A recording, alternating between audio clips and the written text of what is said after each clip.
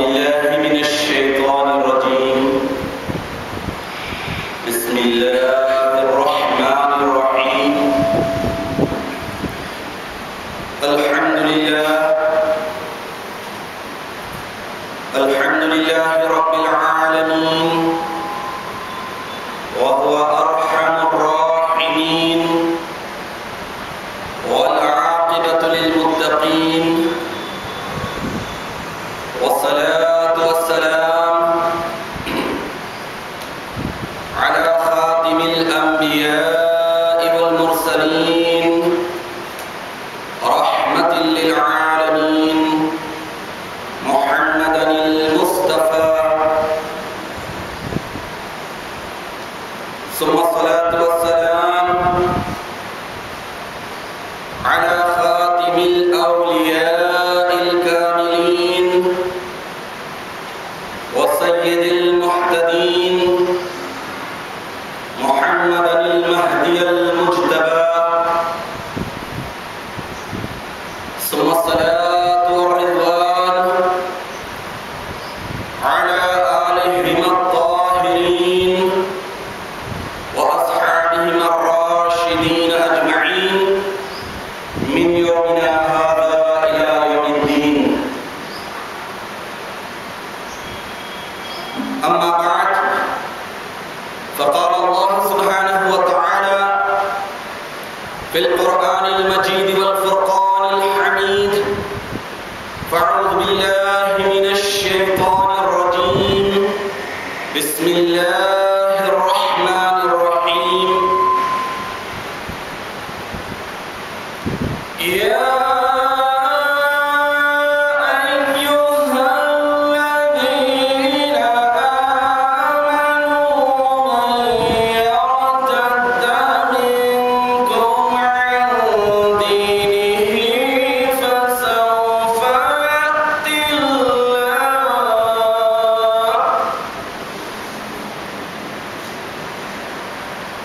فسوف يأتي الله بقوم يحبهم ويحبونه إلى آخره. سورہ مائدہ آیت نمبر 14.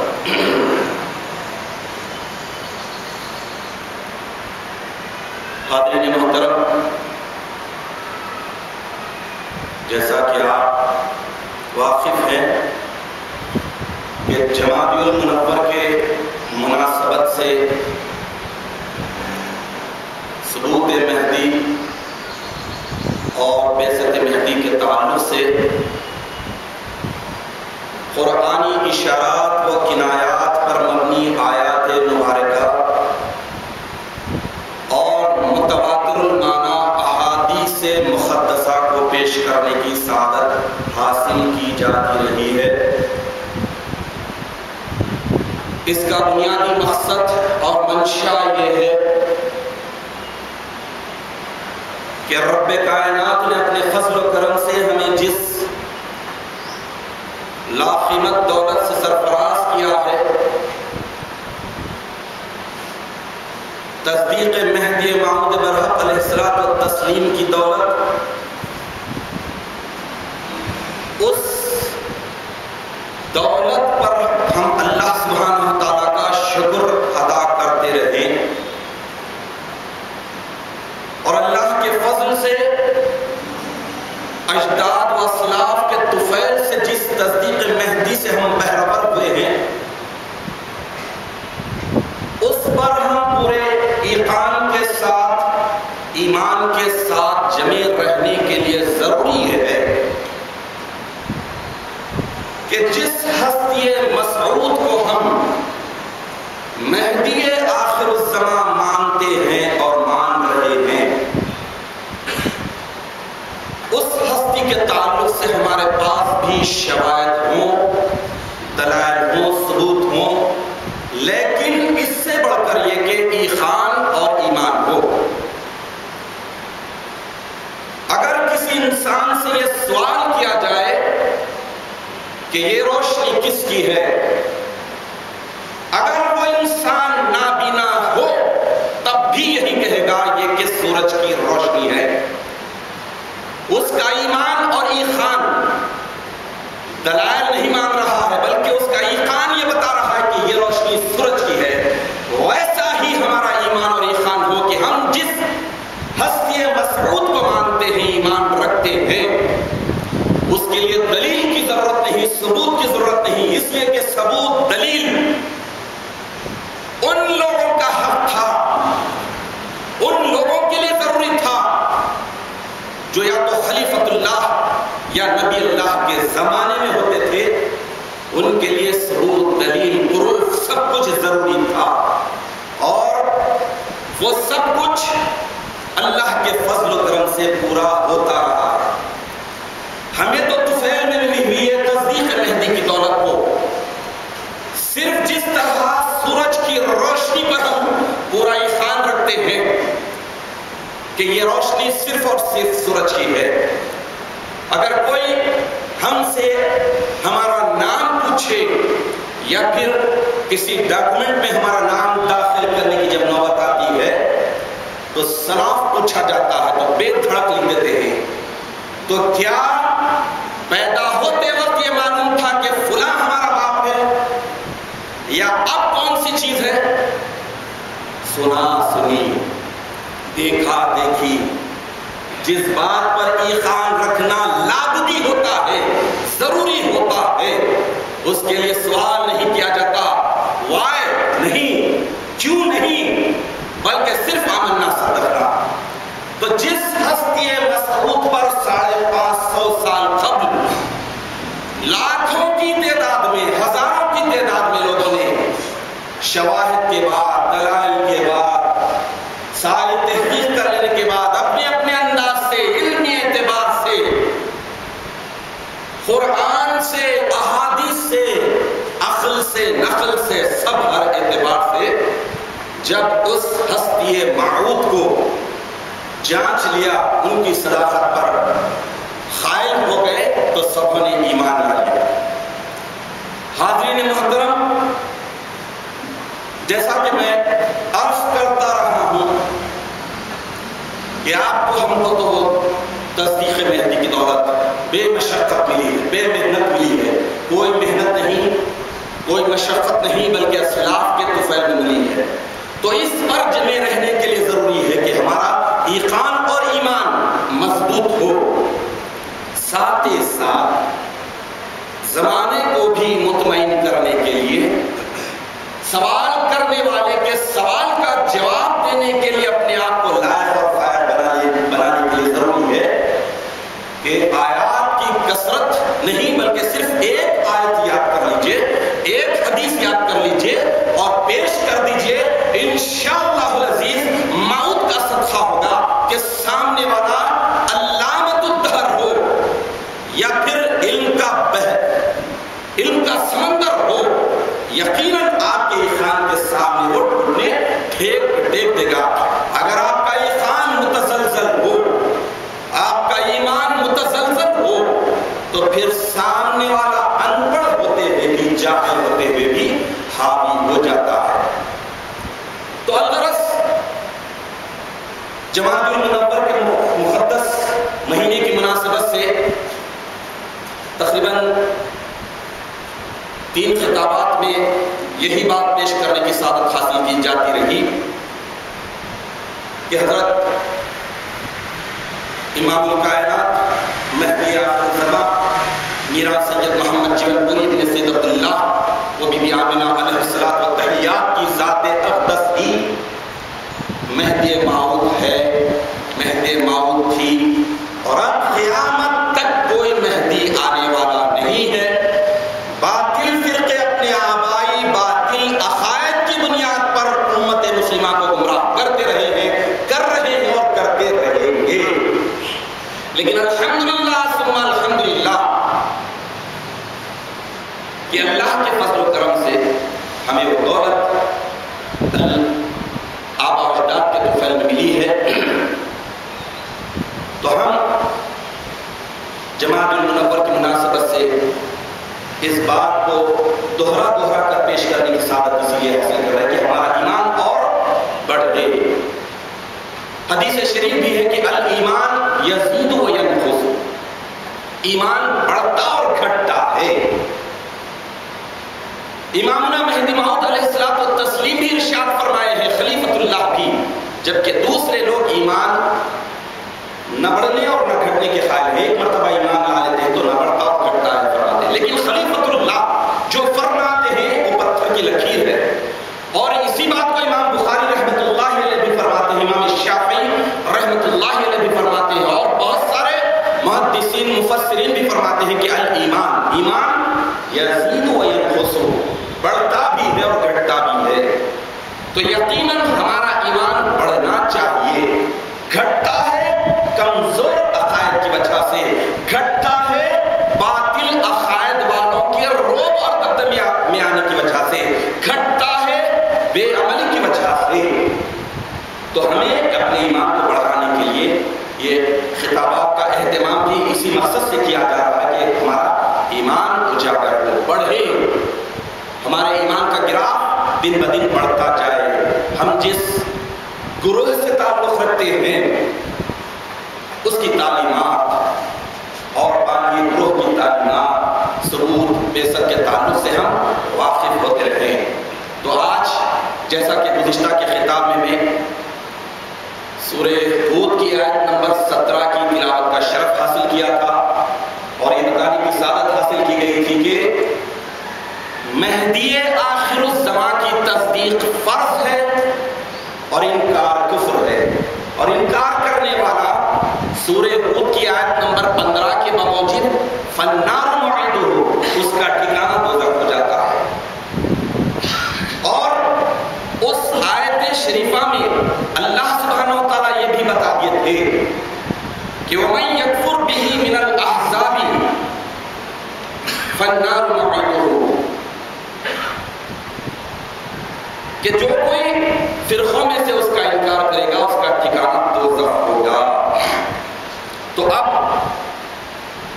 کچھ لوگ ایمان لائیں گے اور بہت سارے لوگ انکار کریں گے۔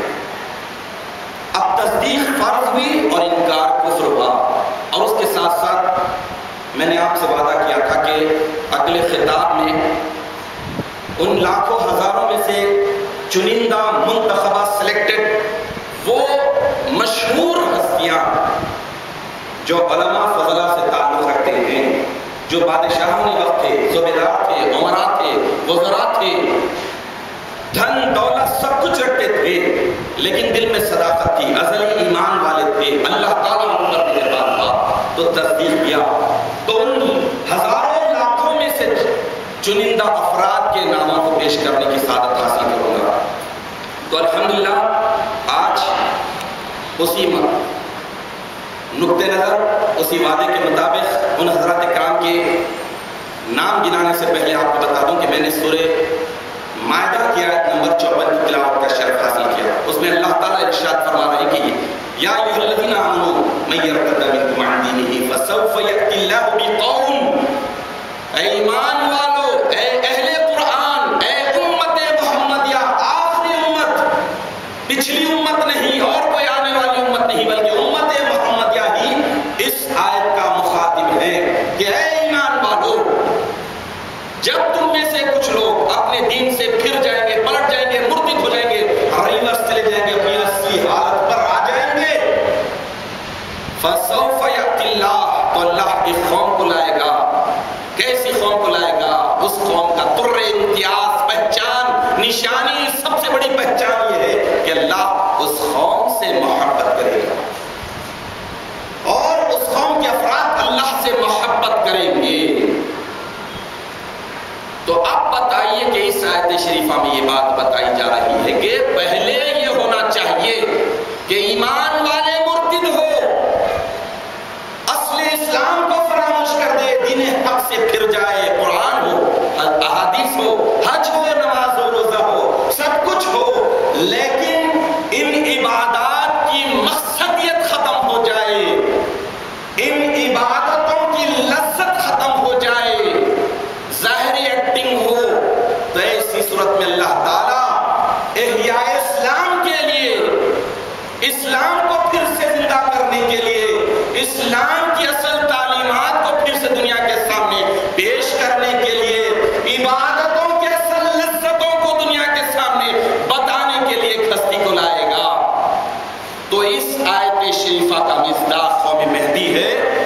مہدی علیہ السلام کی بعثت مبارکہ سن 847 ہجری میں ہوتی ہے اور 910 میں آپ کا وصال ہوتا ہے. اس سے صدیوں قبل تفسیر نیشاپوری کے مفسر کھلم کھلا لکھ دیتے ہیں کہ اس آیت سے مراد مہدی کی قوم ہے. تو اب اس طرح مہدی کی بعثت ہو جاتی ہے. پھر ایک اور مشہور حدیث شریف ابن ماجہ حافظ ابو نعیم سے، مستدرک حاصل، مسند احمد وغیرہ سے جو مشہور ہے کہ کیف تہلک امتی، کیف تہلک امتی انا فی اولھا، میری امت کیسے ہلاک ہوگی جس کے شروع میں میں ہوں. وعیسی ابن مریم فی آخرھا، عیسی ابن مریم اس کے آخر میں ہے. والمہدی من اہل بیتی، مہدی جو میری اہل بیت سے ہوگا، اس کی صداقت کی یہ نشانی ہے کہ وہ میرے اہل بیت سے ہو. فی وسطھا، میری امت کے درمیان میں ہے. تو وسط امت میں مہدی کی بعثت ہو گئی، بعثت مبارکہ ہو گئی. اب انسان اور انسانیت دو خانوں میں بٹ گئی. ماننے والے تھوڑے، ولیکن اکثر الناس لا یؤمنون، اللہ تعالیٰ کا وعدہ ہے کہ اس پر اکثر لوگ ایمان نہیں لائیں گے. اللہ تعالیٰ اگلا پچھلا نیچا اوپر سب جانتے ہیں، دلوں کے دلوں کو جانتے ہیں. تو کتنے لوگ ایمان لائیں گے؟ اکثر لوگ ایمان نہیں لائیں گے. تو اکثر ایمان نہیں لائیں گے، تھوڑے ایمان لائیں گے. ایمان لانے والے کس بات پر؟ جس ہستی کو مہدی موعود، وہ مہدی جس کا وعدہ کیا گیا پرانی اشارات کنایات میں یا احادیث متواتر المعنی میں، اس ہستی کو قبول کیا. کیسے قبول کیا؟ تلوار کے ڈر سے، مال و در کی لالچ سے نہیں، وہ تو اللہ کی محبت سے، ہلاکت سے بچانے والی وہ تعلیمات سے. عبادتوں میں جو لذت ختم ہو گئی تھی، وہ لذت جو پھر سے واپس لائی گئی، اس سے، بیان قرآن سے، اللہ کی مراد سے، اور اس تعلیم سے جس کی وجہ سے انسان اور انسانیت ہلاک ہو رہی تھی. تو ماننے والے کہاں کے تھے؟ ہندوستان، پاکستان، ایران، عراق، عرب، عجم، مختلف مقامات کے، مختلف جگہ کے، مختلف زبانوں کے. تو ماننے والے صرف اور صرف خلیفۃ اللہ کے بیان قرآن سے متاثر، تعلیمات سے متاثر ہوئے، اخلاق سے متاثر ہوئے. اور اس کے بعد دنیا بتاتی ہے، دنیا کی تاریخ بتاتی ہے. اور انشاءاللہ العزیز اگلے خطاب میں اس بات کو پیش کرنے کی سعادت حاصل کروں گا کہ 9ویں صدی ہجری میں اسلام کتنا درماندہ ہو گیا تھا، عبادتیں کتنی بے کیف ہو گئی تھی، لوگ ہلاکت کے دھانے پر کیسے تھے. مہدی کی بعثت ضروریات دین سے کیوں کر ہو گئی تھی؟ وہ کون سی باتیں تھی جس کی وجہ سے مہدی کی بعثت ضروری ہو گئی تھی؟ تو یہ اپنوں کی زبانی نہیں، اغیار کی زبانی، تاریخ کے ان مورخین کے زبانی جو غیر جانبدار ہے. 9ویں صدی ہجری کے تعلق سے وہ کیا لکھتے ہیں، کیسا زمانہ تھا، اسلام مسلمان کس حالت میں تھے، انشاءاللہ العزیز اگلے ظہر الجمعہ کے خطاب میں پیش کرنے کی سعادت حاصل کروں گا. تو الحمدللہ مہدی موعود برحق علیہ السلام کی بعثت مبارکہ وسط امت میں ہو گئی. تعلیمات، بیان قرآن اور علم لدنی کی تعلیم سے ایسا دنیا آشنا ہوئی، واقف ہوئی کہ عبادتوں کی لذت ایسے ملی کہ نماز بغیر سجدے، بغیر ذکر اللہ کے دیدار کے سجدہ نہیں ہو رہا. کعبۃ اللہ کا طواف ہو رہا ہے تو صاحب کعبہ کو دیکھے بغیر طواف نہیں ہو رہا. رمضان المبارک کا روزہ 12 دن کے فخر و فاخر کے ساتھ ہو رہا ہے، تو پھر وہ بھی اللہ کے دیدار کے ساتھ ہو رہا ہے. تو یہ سب کچھ کس وجہ سے ہوا؟ مہدی موعود برحق علیہ السلام کی تعلیم بصیرت سے ہوا. بندے کو اللہ سے ملانے والی وہ تعلیمات سے ہوا جو سورہ یوسف میں جس کا ذکر کیا گیا. مہدی کی بعثت اور مہدی کے منصب کا جو تقاضا ہے کہ قل ھذہ سبیلی ادعو الی اللہ علی بصیرۃ انا ومن اتبعنی، بصیرت کی اس تعلیمات کی وجہ سے ہوا. اور یوں سمجھ لیجئے کہ بندے کو خدا سے ملانے آنے والی مہدی کی ان تعلیمات سے ہوا جو قرآن کا لب ہوا تھا۔ تو ہزاروں کی تعداد میں لوگ آئے، تحقیق کیے، کسی نے تلوار اٹھایا، کسی نے سوال کیا کہ بندے نے احادیث میں پڑھا ہے کہ مہدی جب آ جائیں گے تو سوکھے درختوں کو ہرا بھرا کر دیں گے۔ تو مہدی موعود برحق علیہ السلام اس وقت اللہ کے فضل و کرم سے اتفاق سے سوکھی کھاڑی سے مسواک فرما رہے تھے، آپ فوری اس سوکھی کھاڑی کو لیا اور زمین میں گاڑ دیا، گاڑتے ہی وہ ہری بھری ہو گئی، مول کے پھوٹنے لگے۔ اس کے بعد مہدی موعود برحق علیہ السلام اس سلطان نظام کو فرما رہے ہیں جو حافظ قرآن ہے، عالم وقت ہے، اے میاں نظام، اس کا مطلب یہ ہے، حدیث میں جو آیا اس کا مطلب یہ ہے کہ جو دلوں میں عشق الہی کا درخت سوکھ جائے گا، مہدی کی تعلیمات سے وہ تر و تازہ ہو جائے گا۔ تو کس طرح سے دیکھیا مہدی کی تحقیق بھی، تفتیش بھی، لوگ ایک ایک انداز میں آئے، تلاش کیا، ہزاروں کی تعداد میں، سینکڑوں کی تعداد میں، لاکھوں کی تعداد میں مشقتیں جھیلے۔ وہ احادیث ان کے سامنے تھی کہ وَلَوْ حَقًّا عَلَى السَّلْجِ، اگر مہدی کی تصدیق، مہدی کے آنے کی تمہیں اطلاع ہو جائے تو تم ان کے پاس جاؤ اور ان سے بیعت کرو۔ وَلَوْ حَقًّا، اگر تمہارے اور مہدی کے درمیان میں برفیلے پہاڑ بھی ہو تو رینگتے ہوئے جاؤ۔ کیوں جاؤ؟ فَإِنَّهُ خَلِيفَةُ اللَّهِ، ریزن یہ ہے کہ وہ اللہ کے خلیفہ مہدی ہے، عام انسان نہیں ہے، ہمارے جیسے نہیں ہے۔ تو اب اس کے بعد لوگ آتے گئے، مشقتیں جھیلی، مصیبتیں جھیلی، اور جن کی قسمت میں ایمان تھا، ازلی مومن تھے، اللہ تعالیٰ ان کے لیے ایمان کے دروازے کھول دیے، تصدیق کے دروازے کھول دیے۔ تشفی کے بعد، اطمینان قلب کے بعد کہ اگر رسول اللہ صلی اللہ تعالیٰ علیہ وسلم نے مہدی کی جو خصوصیات، صورت، سیرت، اخلاق، حلیہ، نام، نسب، حسب، جو کچھ بھی بیان کیا ہے، کسی میں بدرجہ اتم ہو سکتے ہیں، پورے طور پہ ہو سکتے ہیں، تو یہی ایک ذات ہے۔ اور آنے والے کوئی معمولی انسان نہیں تھے، اپنے اپنے علاقے کے بڑے بڑے عالم تھے، فاضل تھے، وہ لوگ آتے رہے، مانتے رہے۔ تو ان ہزاروں لاکھوں میں سے چند مشہور ہستیوں کے نام آپ کے سامنے رکھنے کی سعادت حاصل کروں گا۔ اس سے ہمارا ایمان مضبوط ہوگا، ہمارے دل کو اطمینان حاصل ہوگا کہ ہم تو وہ مشقتیں نہیں جھیلے، مصیبتیں نہیں جھیلی، ہمیں تو طفیل میں ملا، لیکن کون کون سے لوگ کہاں کہاں سے آئے، کیسے کیسے آئے، آنے کے بعد تحقیق کیا، تفتیش کیا، اور اس کے بعد تصدیق مہدی کی دولت سے مالا مال اس وقت کے نامی گرامی علماء تھے۔ چونکہ اس سے قبل بغداد، سمرقند، بخارا، شیراز، یہ مقامات علمی اعتبار سے مراکز رہے تھے، لیکن 9ویں صدی ہجری میں ہندوستان کا شہر جین پور وہ ساری دنیا کے لیے ان کا مرکز بن گیا تھا۔ گجرات عشق کی کان بن گئی تھی، اس لیے اور زمانے کی حالت اتنی ہلاکت خیز ہو گئے تھے، امت محمد یہ ہلاکت پر پہنچ گئی تھی کہ وہ جو علماء حقانی تھے وہ سب مہدی کی تلاش میں تھے، انتظار میں تھے۔ تو جب جوں ان کو معلوم ہوتا گیا، مختلف ممالک سے آتے گئے، تحقیق کیا اور اس کے بعد تصدیق کی۔ ان ہزاروں لاکھوں علماء کرام فضلائے الزام کے ناموں میں سے چند ایک پہلے آپ کے سامنے پیش کرنے کی سعادت حاصل کروں گا۔ دہلی کے علماء میں سے مولانا عبد الوہاب پانی پتی، شاہ عبد المجید دہلوی، شاہ ابو محمد دہلوی، شاہ امین محمد دہلوی، یہ اس وقت کے چوٹی کے علماء تھے جو مہدی علیہ السلام تسلیم کی تصدیق کی۔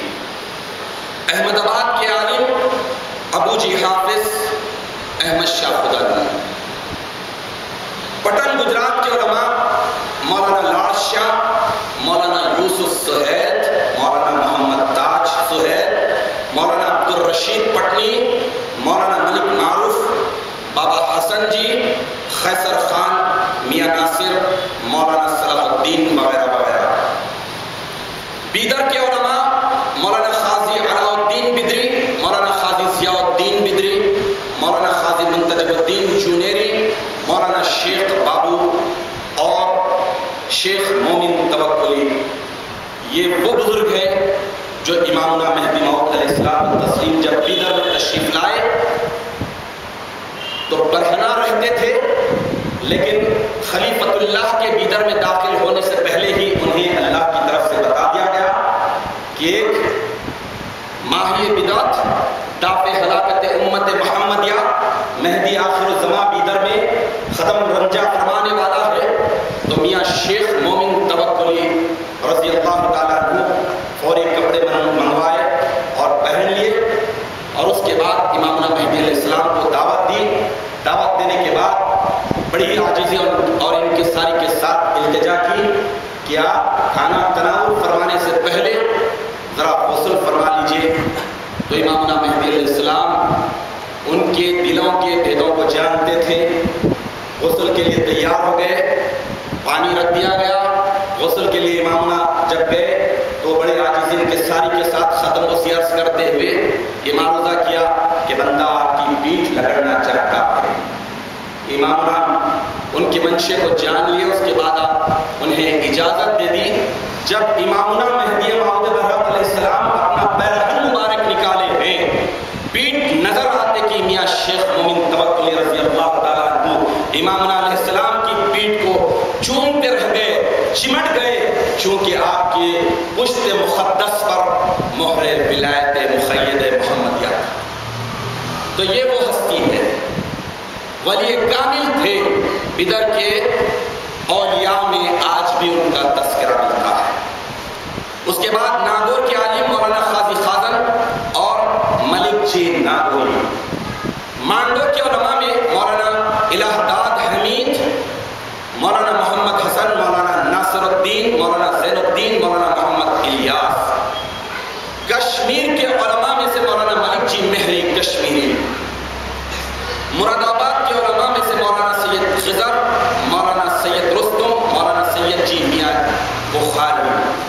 کھٹا کے علماء مولانا محمد شیخ تیاری، مولانا مرزا شاہین بہکری، قاضی شیخ محمد جعفری، مولانا یوسف رضوی، مولانا زکریا بہکری وغیرہ وغیرہ۔ خراسان کے بھی علماء کی فہرست بہت طویل ہے، ان میں سے چند ایک نام آپ کے سامنے رکھنے کی سعادت حاصل کرتا ہوں۔ خطبۃ العلماء شیخ الاسلام حضرت افضل العلماء مولانا ملا علی فیاض، ملا شہ بیگ خراسانی، ملا مخدوم خراسانی، مولانا ملا علی گل خراسانی، مولانا صدر الدین خراسانی، مولانا میر کمال شاہ خراسانی، مولانا ملا درویش محمد خراسانی، مولانا حاجی زاہد خراسانی، مولانا عبد الغنی خراسانی، مولانا میاں محمد خراسانی، مولانا عبد الشکور خراسانی، مولانا مولوی گل خراسانی، مولانا خیسر خان خراسانی، مولانا پیر محمد خراسانی اور مولانا حاجی محمد فراہی وغیرہ وغیرہ۔ فراہ کے علماء کی بھی فہرست بہت طویل ہے، ان میں سے بھی چند ایک نام: مولانا تاج محمد فراہی، مولانا قاضی شاہ محمد فراہی، مولانا ملا نور، مولانا حسن، مولانا میاں ابوبکر، مولانا ملا من اللہ۔ شیروان کے علماء مولانا پیر محمد، مولانا ملا علی، مولانا ملا محمد۔ ہمدان کے علماء مولانا عبد الصمد وغیرہ۔ شیراز کے علماء علامہ علاء الدین، مولانا ناصر الدین وغیرہ۔ اصفہان کے علماء مولانا عطا اللہ، قاضی زین العابدین وغیرہ۔ بغداد کے علماء مولانا عبداللہ، مولانا ابو سعید عراقی وغیرہ وغیرہ۔ یہ ہزاروں لاکھوں علماء جو مہدی موعود برحق علیہ الصلوۃ والتسلیم کی خدمت اقدس میں آئے، علم اعتبار سے تحقیق کیا، ان ہزاروں لاکھوں میں سے چنندہ نام آپ کے سامنے پیش کرنے کی سعادت حاصل کی۔ اس کے بعد اب ان پاکان خدا کے نام آپ کے سامنے رکھنے کی سعادت حاصل کروں گا جنہیں سلطنت حاصل تھی، حکومت حاصل تھی، جاگیر حاصل تھی، صوبیداری حاصل تھی، مال و دولت سب کچھ حاصل تھا، لیکن اللہ سبحانہ و تعالیٰ نے ازلی ایمان کی وجہ سے انہیں مہدی موعود برحق علیہ السلام کی مہدیت کی حقانیت کی تصدیق کی دولت سے بھی سرفراز کیا تھا۔ تو ان حضرات کرام کے بھی نام آپ کے سامنے رکھا چلا۔ بادشاہ گجرات سلطان محمود بیگڑا، گجرات کے ایک اور بادشاہ سلطان احمد شاہ، اور جیون پور کا بادشاہ سلطان حسین شرقی، احمد نگر کا بادشاہ احمد نظام شاہ اور برہان شاہ، خراسان کا بادشاہ مرزا سلطان حسین، جالور کا بادشاہ زبدت الملک، قندھار کا حاکم اور فرمان روا شاہ بیگ ارغوان، فراہ کا حاکم میر ذوالنون جو زبردست عالم بھی تھا، اور آپ کے سامنے وہ نام بھی رکھنے کی سعادت حاصل کرتا جنہیں سلطنت بھی حاصل تھی، اور اس کے ساتھ ساتھ اس وقت کے بہت بڑے عالم تھے، حافظ قرآن تھے، یعنی میری مراد ملک جائز کے بادشاہ اور حکمران حضرت بندگی میاں شاہ نظام وحدت آشام رضی اللہ تعالیٰ۔ ٹھٹا کا مدار المقام دریا خان مانڈو کا والی اور سلطان غیاث الدین، سلطان اسماعیل شاہ بحری جو احمد نگر کا بادشاہ رہا ہے، اور ریاست پالنپور کے بادشاہ اور والی جن کے تعلق سے امامنا مہدی موعود علیہ السلام بشارت دیے ہیں، جن کی نسل میں سلطنت باقی رہنے کی سیدنجی خاتم المرشدین رضی اللہ تعالیٰ عنہ نے بشارت دی ہے، جس کی وجہ سے پالنپور کے تمام حکمران اپنی تخت نشینی کے وقت سیدنجی خاتم المرشدین رضی اللہ تعالیٰ عنہ کے گھرانے کے شہزادے کے ہاتھوں سے تخت اور تاج حاصل کرتے تھے۔ اس ریاست کے بانی اور والی کا نام ہے شیر محمد خان، جن کی حکومت ہندوستان آزاد ہونے سے قبل تک رہی ہے۔ خراسان کی فوج کے سپاہ سالار سرور خان ہیں، اور مرزا شاہین امیر بہتر ہیں، اور محمود بیگڑا کے ایک وزیر فرحاد الملک، یہ بھی تصدیق مہدی علیہ السلام سے مشرف ہوئے ہیں۔ محمود بیگڑا کے ایک اور وزیر ہیں جو سلیم خان ہیں، وہ بھی حضرت مہدی موعود علیہ السلام کی تصدیق سے مشرف ہوئے ہیں۔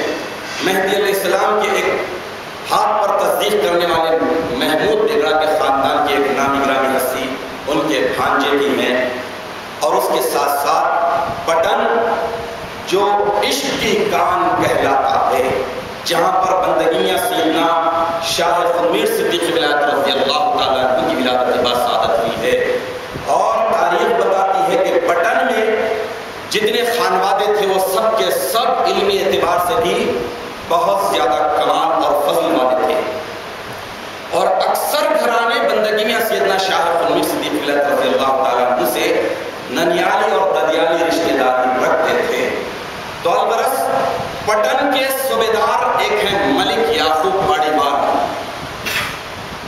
وہ بھی امامنا مہدی علیہ السلام کی تصدیق کے ہیں، جو منصب کے اعتبار سے بھی بہت زیادہ مال و زر رکھتے تھے، مال و دولت کرتے تھے، اور اس کے ساتھ ساتھ علم و فضل میں بھی اپنا ایک مقام رکھتے تھے۔ ملک نصیر الدین مبارز الملک، یہ بھی ایک نامی گرامی ہستی تھی پٹن کی، جو صوبیدار تھے۔ اور بندگی ملک حمید، یہ محمود سلطان محمود بیگڑا کے امراء میں سے ایک نامی گرامی بزرگ تھے، جو مہدی علیہ السلام کی تصدیق سے مشرف رہے ہیں۔ سندھ کا جو بادشاہ تھا جام نندا، اس کی فوج کے سپاہ سالار دریا خان کی مہدی موعود برحق علیہ السلام کی تصدیق سے مشرف ہوئے۔ اس کے علاوہ مہدی موعود برحق علیہ السلام کی تصدیق کرنے والوں کے فہرست میں ممتاز شخصیتیں ہیں، جس میں آپ کے فرزند اکبر حضرت بندگی میاں شاہ ثانی مہدی رضی اللہ تعالیٰ عنہ، حضرت بندگی میاں سیدنا شاہ خمیر صدیق ولایت رضی اللہ تعالیٰ عنہ، حضرت بندگی میاں شاہ نعمت رضی اللہ تعالیٰ عنہ، حضرت بندگی میاں شاہ نظام وحدت شاہ دلاباد رضی اللہ تعالیٰ عنہ، شیخ چندہ قاطنی میاں ابو بکر قاضی شیخ محمد آچے، حضرت بندگی مخدوم شیخ دانیال ملک برہان الدین، حضرت عبد المجید نور نوش، میاں یوسف ملک جی ملک گوہر، اور میاں شیخ امین توکلی وغیرہ وغیرہ، ایسے سینکڑوں نام ہیں جو حضرت مہدی موعود برحق علیہ الصلوۃ والتسلیم کی تصدیق کی، اور یہ سارے کے سارے حضرات کرام، بہت سارے علماء ہیں اور بہت سارے والیان ریاست اور سلاطین وقت رہے ہیں رضی اللہ تعالی عنہم اجمعین۔ اللہ سبحانہ وتعالیٰ ان مقدس ہستیوں کے طفیل سے ہمیں بھی تصدیق مہدی موعود پر کما حقہ مضبوطی کے ساتھ جڑے رہنے کی توفیق عطا فرمائے۔ انشاءاللہ العزیز اگلے خطاب میں اس بات کو پیش کرنے کی سعادت حاصل کی جائے گی کہ نویں صدی ہجری میں اسلام اور مسلمانوں کا حال کیا تھا، مہدی کی بعثت کیوں ضروریات دین سے ہو گئی تھی، اور مہدی علیہ الصلوۃ والتسلیم کی بعثت مبارکہ کے بعد کیا تبدیلی آئی، اور تبدیلی آنے کے بعد والے لوگوں کا حال کیسا رہا ہے انشاءاللہ العزیز۔ تو الغرض میں نے آپ کے سامنے سورہ مائدہ کی آیت نمبر 54 کی تلاوت کا شرف حاصل کیا تھا۔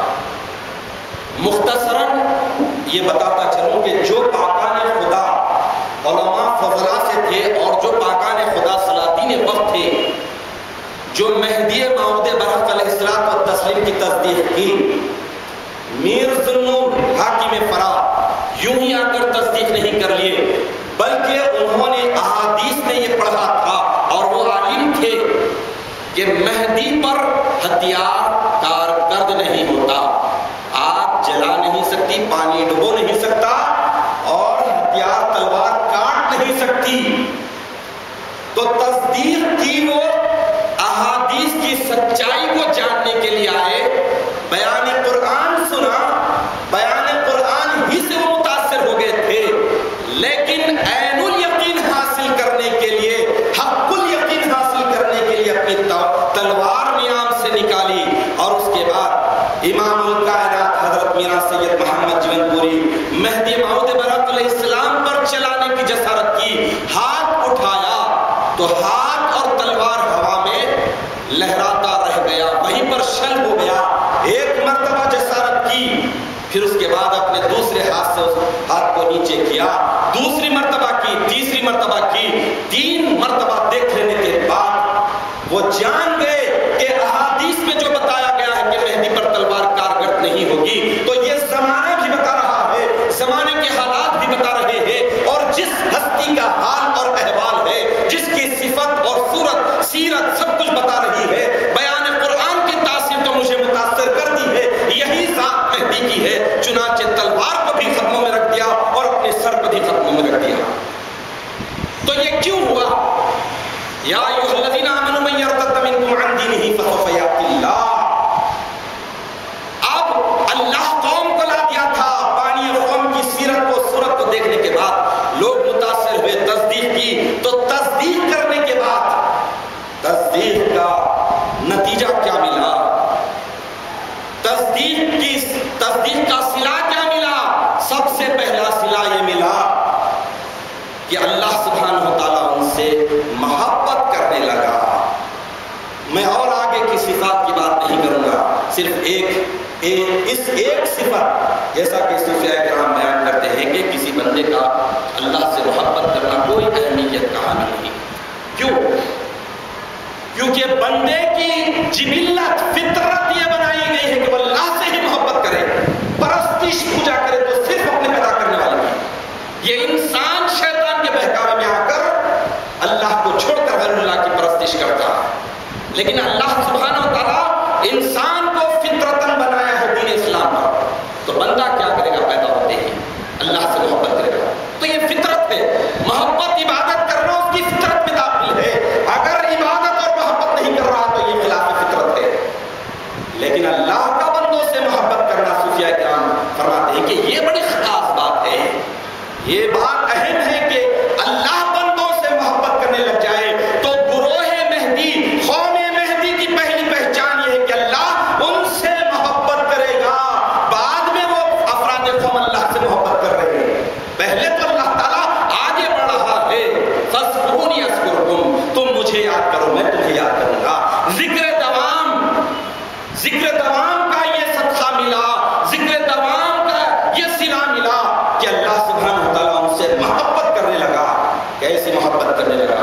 خراسان کا سفر ہے، افغانستان کی طرف رواں دوا ہے۔ مہدی موعود برکت علیہ السلام اور آپ کے اصحاب کرام کے پیروں میں چھالے پڑ گئے ہیں۔ رمضان المبارک کا مقدس مہینہ ہے، 12 دن کا فخر و فاقہ ہے، لوگوں سے روزہ مکمل نہیں ہو رہا ہے۔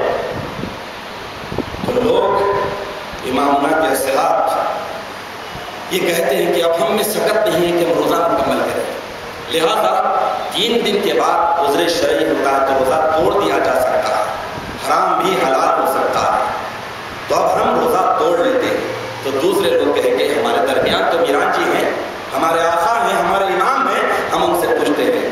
تو وہ لوگ جو کم ہمت ہو گئے تھے انہوں نے کہا کہ ہم میں اتنی بھی سکت نہیں کہ ہم تھوڑا آگے جائیں، چٹانوں پر سے جا رہے ہیں، ٹیلوں پر سے گزر رہے ہیں، جنگلوں کا لخدخ میدان ہے، اندازہ لگائیے کہ ویسے مقام پر رمضان المبارک اور 12 دن کا فخر و فاخر اور پھر روزے کی حالت، ہم میں سکت نہیں۔ اس کے بعد جو دوسرے لوگ تھے وہ امامنا مہدی علیہ السلام کی خدمت اقدس میں جاتے ہیں اور کہتے ہیں کہ کچھ لوگ کم ہمت ہو گئے ہیں، اگر آپ کی اجازت ہو تو شریعت میں جو رخصتی عمل ہے وہ کر لیتے ہیں اور روزہ افطار کر لیتے ہیں۔ امامنا علیہ السلام ارشاد فرمایا کہ بندہ یہاں ہے، لاؤ آئیے بلاؤ۔ امامنا کی زبان اقدس سے الفاظ نکلے تھے، اللہ تعالیٰ انہیں ہمت دیا، قوت دیا، پھر سے وہ امامنا کی خدمت اقدس میں آئے اور اس کے بعد امامنا مہدی علیہ السلام مجھے روایت کیا ہے بے چینی تڑپ کس بات کی ہے، تو انہوں نے کہا کہ اب ہم میں سکت نہیں ہے، ہم میں طاقت نہیں ہے کہ ہم یہ روزے کو کنٹینیو کریں، مکمل کریں، اب ہمیں آپ حکم دیجئے ہم افطار کر لیتے ہیں۔ تو امامنا مہدی علیہ السلام ارشاد فرمائے کہ بھائیو یہ تڑپ تم میں کیا اللہ تعالیٰ کے دیدار کے لیے بھی کبھی پیدا ہوئی تھی؟ امامنا اور خلیفہ اللہ کی زبان اقدس سے یہ پر اثر الفاظ نکلنا تھا کہ سب میں پھر سے انرجی واپس آ گئی۔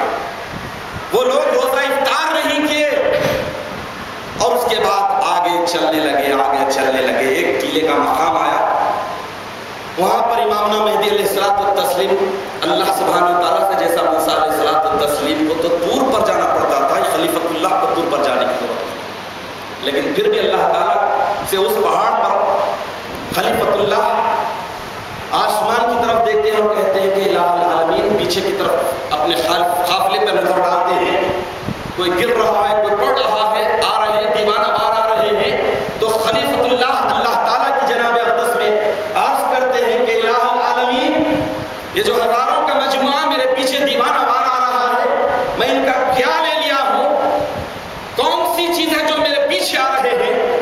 تو اللہ تعالیٰ کی طرف سے ندا آتی ہے کہ اے سید محمد تم سب کو بشارت دے دو کہ ہم ان سے راضی ہو گئے ہیں، ہم ان سے محبت کر رہے ہیں، ہم اپنا دیدار انہیں عطا کر رہے ہیں۔ تو یحبہم کی دولت اللہ سبحانہ وتعالیٰ مہدی موعود برکت علیہ الصلوۃ والتسلیم کے طفیل میں انہیں عطا کر دیا۔